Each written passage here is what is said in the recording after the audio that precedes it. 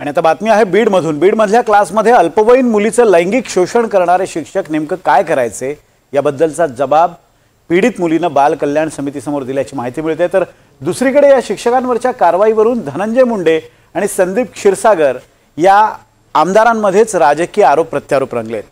तर या प्रकरणी महिला आयपीएस अधिकाऱ्याच्या अध्यक्षतेखाली एसआयटीची घोषणा मुख्यमंत्र्यांनी विधानसभेत केली आहे। आज दिवसभरात या प्रकरणात काय काय घडलंय आपण पाहूयात।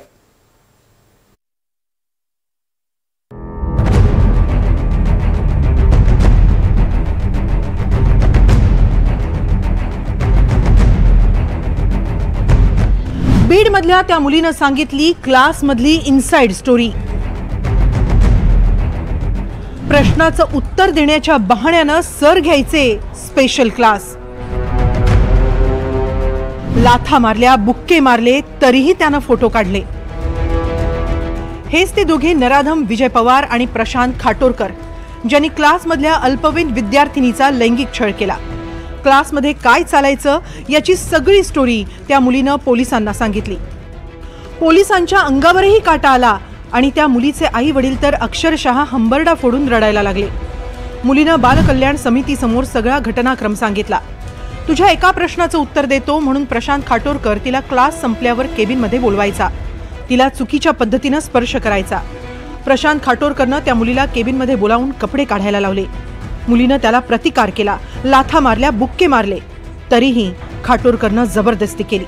प्रशांत खाटोरकरनं तिचे फोटो काढले। प्रशांत खाटोरकर आणि विजय पवारला अद्दल घडवा असं म्हणत पीडित मुलगी बाल कल्याण समितीसमोर रडू लागली। आता या मुलीचं समुपदेशन केलं जाणार आहे। तर दुसरीकडे या प्रकरणाचा तपास महिला आयपीएस अधिकाऱ्याच्या अध्यक्षतेखालची एसआयटी करणार आहे। क्लासच्या माध्यमातून येणाऱ्या मुलींचं लैंगिक शोषण करण्याची घटना समोर आलेली आहे आणि त्यातल्या एका मुलीने आणि तिच्या आईने हिमतीने या प्रकरणामध्ये गुन्हा नोंदवल्यामुळे याची वस्तुस्थिती बाहेर आली। या प्रकरणाची व्याप्ती अधिकची असू शकते अशा प्रकारची शंका बोलली जाते। एक मुलगी हिमतीनं समोर आली, पण अशा अनेक किती मुलींसोबत त्या ठिकाणी असा व्यवहार झालेला आहे असंही प्रश्नचिन्ह निर्माण होत आहे। आणि म्हणूनच या संपूर्ण प्रकरणाची व्याप्ती बघत असताना आणि याच्यामधली संवेदनशीलता ही लक्षात घेऊन आपण असा निर्णय केलेला आहे की वरिष्ठ दर्जाच्या आयपीएस महिला अधिकारी यांच्या अध्यक्षतेखाली एक एसआयटी आम्ही तयार करू आणि या एसआयटीच्या माध्यमातून या संपूर्ण जी काही गुन्हा आहे त्या गुन्ह्याची चौकशी करू। याची व्याप्ती कुठपर्यंत आहे, कोणाचा वरदहस्त आहे का, कोणी याला राजकीय दृष्ट्या, सामाजिक दृष्ट्या, अजून कुठल्या दृष्ट्या वेगवेगळी वळणं देत आहे का, अशा प्रकारचाही त्याच्यामध्ये प्रयत्न आपला असेल। आणि त्या माध्यमातून ज्या काही आमच्या मुली आहेत त्या मुलींना योग्य न्याय मिळावा या दृष्टीने आपण प्रयत्न करू। बीड शहरातल्या उमा किरण कॉम्प्लेक्समध्ये विजय पवार आणि प्रशांत खाटोरकर या आरोपींनी नीट परीक्षेची तयारी करणाऱ्या मुलीचा लैंगिक छळ केला। हे आरोपी राष्ट्रवादी काँग्रेस शरद पवार गटाचे आमदार संदीप क्षीरसागर यांचे निकटवर्तीय आहेत। या प्रकरणातल्या आरोपींना कठोर शिक्षा व्हावी यासाठी धनंजय मुंडे आक्रमक झाले। तर हाच आक्रमकपणा धनंजय मुंडेंनी मस्साजोगच्या संतोष देशमुख हत्येप्रकरणी का दाखवला नाही असा सवाल संदीप क्षीरसागर यांनी केलाय। फेम असोसिएशनचं काम माझ्या आयुष्यात कधी माझ्याकडे झालेलं नाही।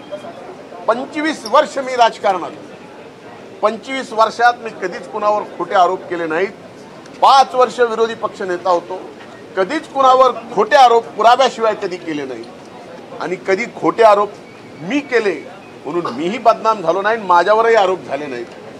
पण हेच ते जे इथे येऊन बोलले की माझ्यावर राजकीय आरोप करून हे येणाऱ्या काळात उघड पडणार आहे।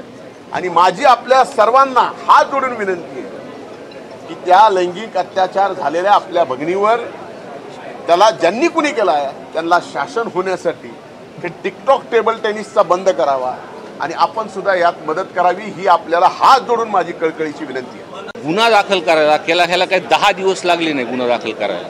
म्हणजे मी जरी आमदार असलो आणि ते माझ्या जवळची असली तरी ज्या क्षणी पीडितांनी या संदर्भातली तक्रार एसपीला केली त्याच दिवशी त्याचा गुन्हा दाखल झालेला आहे.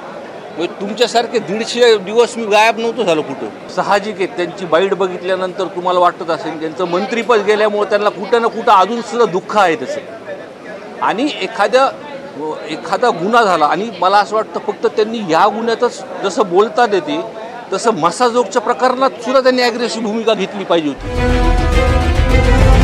विजय पवार आणि प्रशांत खाटोरकर या दोघा शिक्षकांनी आणखी मुलींवरही अत्याचार केल्याची चर्चा आहे. तसं असेल तर मुलींनो पुढे या आणि तक्रार द्या. आरोपी याच्या जवळचा की त्याच्या जवळचा या मुद्द्यावरून आतापर्यंत बीडमध्ये बरंच महाभारत रंगलंय आणि त्यामुळे बीडमध्ये अनेक गुंडांवरच्या कारवाईला उशीरही झालाय.